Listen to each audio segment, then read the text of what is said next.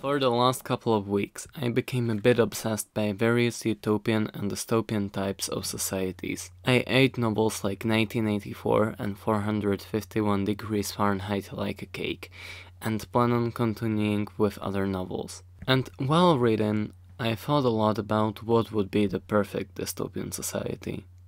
Now, what do I mean by a perfect dystopia? Going through various examples like Oceania, Red Bradbury's America, or fictional world of Autodale all share the same signs. World that is ruled by a tyrannous regime where most human rights are suppressed or non-existent, yet people still live there and don't mind the oppression. They stay in line, if they deviate they will be punished, usually killed. While all three are dystopias, they are all unique in a way. In Fahrenheit, you have ability to express yourself, share your opinions and ideas, just not in the form of books. In a way, it is a society closely resembling one of ours, just more extreme or futuristic in a way. In Oceania, a world I covered in my previous video, you are prohibited to even take a deep breath. And in the world of Autodale, you are taught from a young age how the system works and basically brainwashed into submission. All old, rebellious, or otherwise unique people are tagged as ugly and executed, while those who are in a way smart or exceptional can be turned into part of a hive which controls the state. But enough about already existing dystopias. Let's take a dive into one of our own. First, we must choose the location of our tyrannous state. Me being from inland Europe, let's say territory is formed from... this is going to be way more complicated, is it? Let's say we have territory of pre-World War I Austro-Hungarian Empire. Now we should determine the state of the world we live in. Is everything the same as in today's world? Have World War III occurred? What are neighboring countries like, if there are any? For our dystopia to be prosperous and seemed attractive to more people, I will go with narrative of Cold War becoming hot in 70s or 80s, assuming today is 2020. Soviet Russia and USA exchanged some nukes, with most important and famous cities like Moscow, Warsaw, Berlin, Frankfurt, Hamburg, Brussels, Amsterdam, Hague, Paris, Rome and Madrid were nuked or in other way obliterated, and countries like Switzerland and most of Middle and Southeastern Europe becoming safe havens because they were spared. Other countries, for example in Asia, Near East, Australia or Africa, either shared similar fate or were too poor and too far to do anything. With most major ports destroyed, all of the first world in ruins and ensuing radiation in other diseases. So, saying this all happened in 80s, we have a post-apocalyptic world where only really livable territory is Eastern Europe, Switzerland and a couple of other untouched states here and there. Now, into the political spectrum.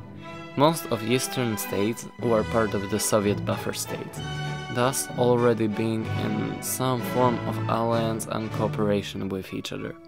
So it would be easy to unite them all, eh? Well, not really.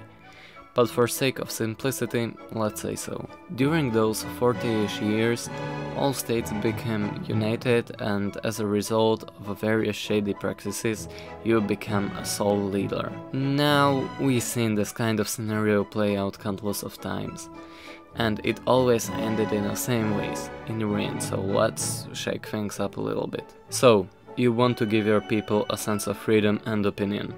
But the only real options there are not A and B, but A and A+, or A with star. For this, everything has to be state-owned. Now you have to educate your people. To have a working and contributing society, people have to be educated and feel safe and unirritated. So, how to do that? You teach them from the early age in what world they live in. They go to schools, they can have hobbies, but everything is under state.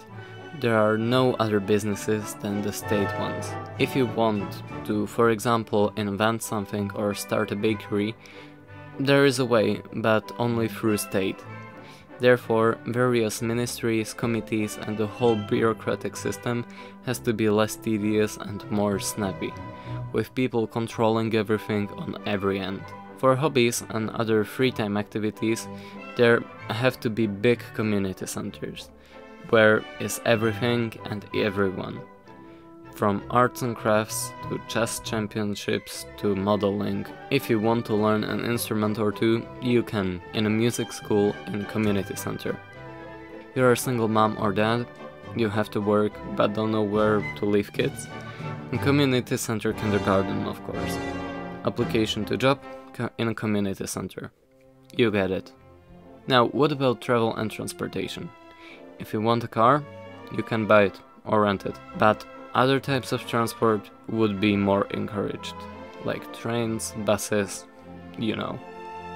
And if you want to travel, for example, to a neighboring city, to see your family, or to go on a holiday, you can, but remember, even all resorts are state-owned. Let's say you are either special or you are encouraged from young age to address your thoughts and ideas to Ministry of People, which, as most things, have offices in every community center, where you can pitch and discuss your ideas with personnel. Every idea has to go through various other committees, and if it's a good, then it's implemented, with credit given to idea maker. Of course, if not, you would still be informed with proper feedback.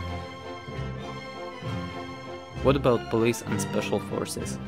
Even in this world, there is a need for a police force, working on a similar level as one of our own, but with much harder and longer training. So, shall they be needed, they could address every situation correctly and rightfully. As a constantly growing country, you have need for more territory. With you being the sole living state in all of Europe, you put focus on irradiating the planet and gaining more territories. With that come new people and ideas. Forgotten parts of history are rediscovered and you still have to control everything. If you do all of the above things mentioned properly, you should be alright, with somewhat decent state in your hands. But where is the dystopian part of it? State monopoly? Covered by people themselves, even encouraged. People have internet and are strictly censored. Why? There is no need. So, where's the catch? What happens to criminals, captured enemy state soldiers and spies? They become slaves, working as a workforce on buildings, projects, as a cleaners and helpers, all sold into illegal but still state-supervised slave trade to highest bidders or normal people.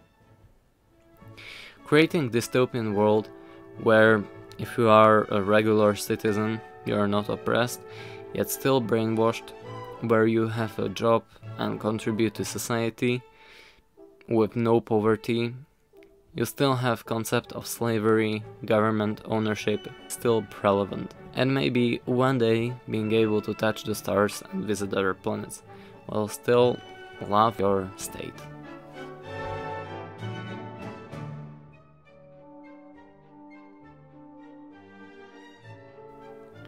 Even though I said at the beginning that this is a dystopia, I do believe that this world, while still being not great, is better than some here, right now.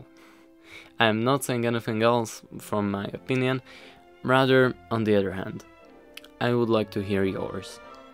If you want to comment or contribute to this alternate world, feel free to do so, either by creating forums or discussion here in the comments. Even if not contributing much more to this alternate world, I would like to see more. So feel free.